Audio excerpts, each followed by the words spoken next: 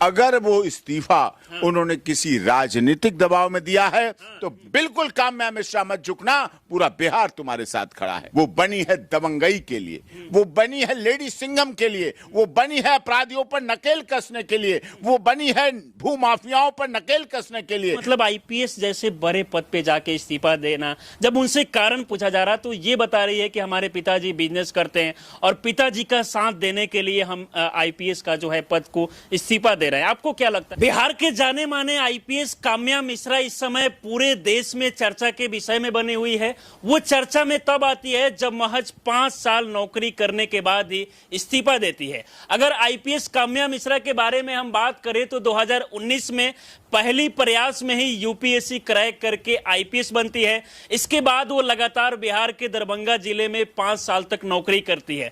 यहां तक भी आपने देखा होगा कि मुकेश सहनी के पिता का जो हत्या हुआ था, उस केस में आईपीएस काम्या मिश्रा ने हैंडल किया था उस केस को, और बहुत ही जल्द आरोपियों को अपने शिकंजे में पकड़ा था। तो देखिए, आईपीएस काम्या मिश्रा के बारे में लोग के मन में बहुत सारा सवाल चल रहा है। कई लोग ये भी कह रहे हैं कि इसके पीछे हो सकता है कि कोई बड़ा नेता का हाथ हो। बाकी हमारे साथ इस मामले पे बातचीत करने के लिए देश के जाने माने एडवोकेट एपी सिंह हैं। सर, बहुत बहुत स्वागत है आपका। बहुत बहुत धन्यवाद। सर, आपको क्या लगता है कि 5 साल पहले आईपीएस बनती है और 5 साल में ही इस्तीफा दे देती है? बहुत सारे लोग ये भी कह रहे हैं कि इसके पीछे हो सकता है कि कोई नेता का हाथ हो। नहीं, काम्या मिश्रा की जहां तक चर्चा है, बहुत तेज तर्रार आईपीएस के रूप में उन्होंने छवि बिहार जैसे राज्य में अपने को स्थापित करना, दरभंगा जैसे जनपद का आईपीएस बनकर के अपराध पर नियंत्रण करना, और अभी अभी मुकेश साहनी के पिता की जो दुखद दर्दनाक मौत हुई, मृत हत्या हुई,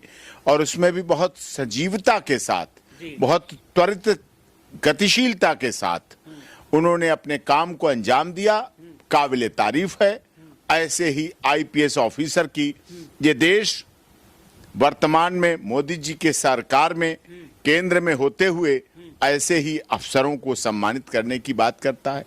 और उनका इस्तीफा ऐसे समय में, मात्र 5 वर्ष में, अभी तो उन्होंने पूरी तरह से ये कहिए कि जनपद को या डिस्ट्रिक्ट को या सुपरिटेंडेंट ऑफ पुलिस के नाते या आईपीएस ऑफिसर के नाते अपराधियों पर शिकंजा कसने, अपराधियों पर नकेल कसने, अपराधियों को कैसे सिंडिकेट चलता है, अपराधियों के पीछे क्या क्या होता है, अपराधियों को कैसे राजनीतिक सपोर्ट मिलती है, अपराधियों के पीछे क्या क्या राजनीतिक बैकग्राउंड होती है, सत्ता की कुर्सी के नीचे कितने अपराधी बैठे पड़े रहते हैं, सफेद पेशपोश कपड़ों में कितने अपराधी रहते हैं, और सरकार की सफेद दमदमाती गाड़ियों में बैठकर कितने अपराधी चलते हैं, ये उनके अभी अनुभव का विषय आया है।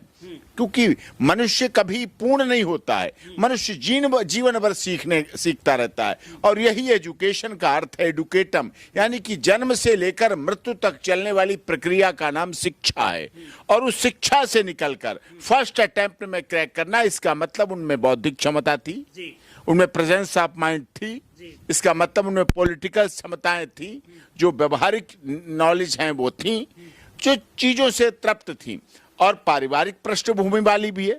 जिसे कहें, अगर पति की तरफ से देखें तो वहां भी पूरी तरह से वही पृष्ठभूमि है, बड़े लेवल के अधिकारी हैं, उनकी पृष्ठभूमि अच्छी है। अगर मायके की बात करें, क्योंकि बहन और बेटी का ससुराल भी देखा जाता है, मायका भी देखा जाता है, मायका भी इंडस्ट्रियलिस्ट, बड़े उद्योग जी, उनके पहले से बिजनेसमैन है, उद्योग में है, व्यापार में है, तो वो भी उस तरह से। लेकिन उसके बावजूद एक व्यापार करने वाले पिता ने अपनी बेटी को आईपीएस बनवाया, बिहार में रहते हुए, बिहार में रहकर। इसका मतलब जो मैं कहा करता था, बिहार की धरती आईएएस भी देती है, आईपीएस भी देती है, दुनिया के टॉप आईपीएस देती है, और लोहा भी देती है, अब्रक भी देती है, खनिज भी देती है, मैग्नीज भी देती है, तांबा भी देती है, जस्ता भी देती है, कॉपर भी देती है, सोना भी देती है, और आजादी की लड़ाई में महात्मा गांधी का भी साथ देती है, डॉक्टर राजेंद्र प्रसाद को भी देती है, और साथ में लोकनायक जयप्रकाश नारायण राममनोहर लोहिया को भी देती है, छठ पूजा भी देती, इसका मतलब सब कुछ बिहार में है। सबसे बड़ी बात यह है कि यूपीएससी एक सबसे बड़ा एग्जाम होता है, मतलब क्रैक करने के लिए लोगों को कलम घींचते घींचते कई साल खत्म हो जाता है।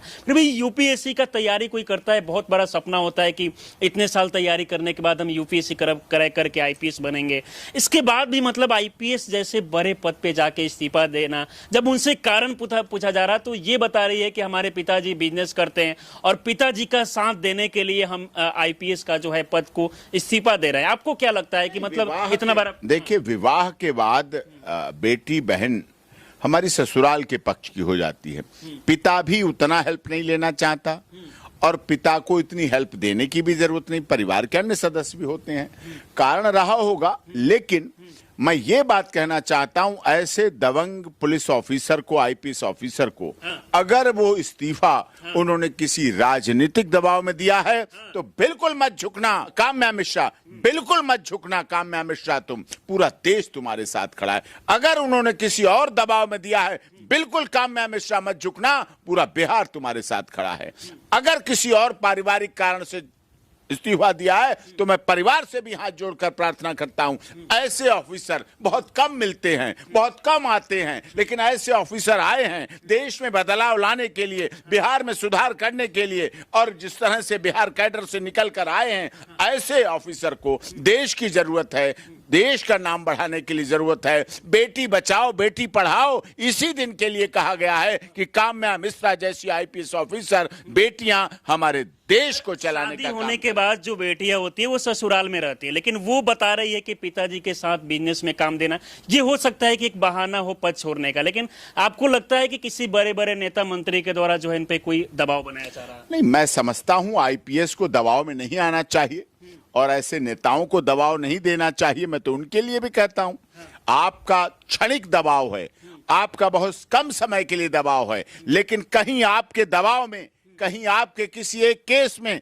कहीं आपके किसी एक राजनीतिक प्रेशर में, कहीं आपकी सत्ता की बिहार की खनक में, कहीं आपकी केंद्र सरकार की खनक में सत्ता की, कहीं ऐसी ऑफिसर, कहीं ऐसी काम्या मिश्रा जैसी ऑफिसर पद छोड़कर बिजनेस या दूसरे काम में न लग जाए जिसके लिए वो बनी ही नहीं है।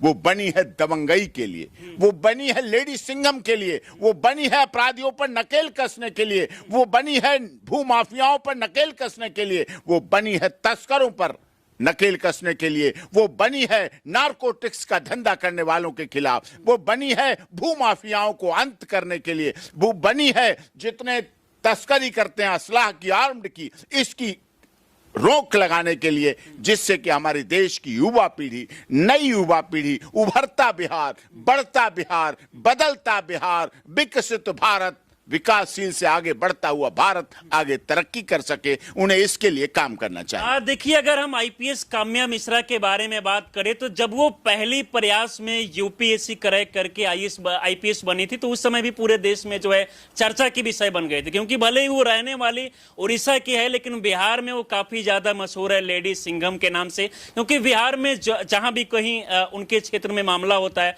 वो बहुत ही सक्रिय रहती है और एक्टिव होकर जांच करती है। अगर एक आईपीएस ऑफिसर सर 5 साल नौकरी करने के बाद इस्तीफा देती है तो इससे कितना असर पड़ेगा जो बाकी आगे युवा तैयारी करते हैं?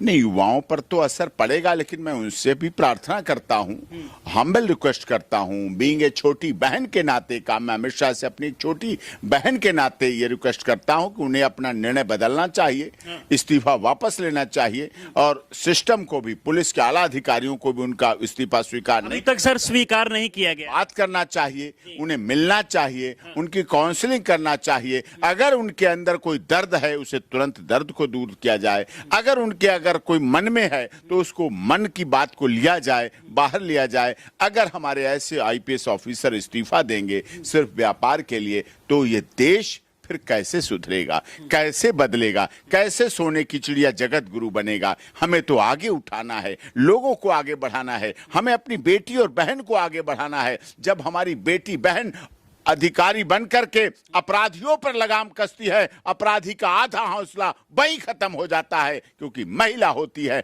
नारी होती है, नारी सशक्तिकरण की बात करते हैं। मोदी जी तो 30% आरक्षण सांसद को दे रहे हैं, सांसद में, लोकसभा विधानसभा में दे रहे हैं, राज्यसभा में दे रहे हैं। देश की महामहिम राष्ट्रपति जी उड़ीसा से आती हैं, अगर वो भी उड़ीसा से आती हैं, उन्हें गर्व होना चाहिए। अभी उनके लिए बहुत आसमान बाकी है, उस सारे आसमान को छूना चाहिए। बहुत आसमान छुएं, जिस आसमान को छूने के बाद वो कह सकें कि आसमान छू लिया और पैर धरती पे रखे रहे। पैर धरती पे रहना चाहिए, आसमान छूना चाहिए। अंत तक हम आपसे ये पूछना चाहेंगे कि काम्या मिश्रा जी के द्वारा पुलिस मुख्यालय में जो है इस्तीफा लेटर दिया गया, क्या पुलिस मुख्यालय की तरफ से उसे स्वीकार करना चाहिए या फिर जांच करना चाहिए कि क्या कुछ कारण है? बिल्कुल स्वीकार नहीं करना चाहिए। पहले उनके मनोभाव लेने चाहिए, काउंसलिंग करना चाहिए, सरकार को बात करना चाहिए, आला अफसरों को बात करना चाहिए, मुख्यमंत्री जी को बात करनी चाहिए, और उसमें सभी को बात करके उस इस्तीफे को वापस कराकर उन्हें काम पर लगाना चाहिए। बाकी सर, इस मामले पे हमारे साथ बातचीत की, इसके लिए बहुत बहुत धन्यवाद आपको।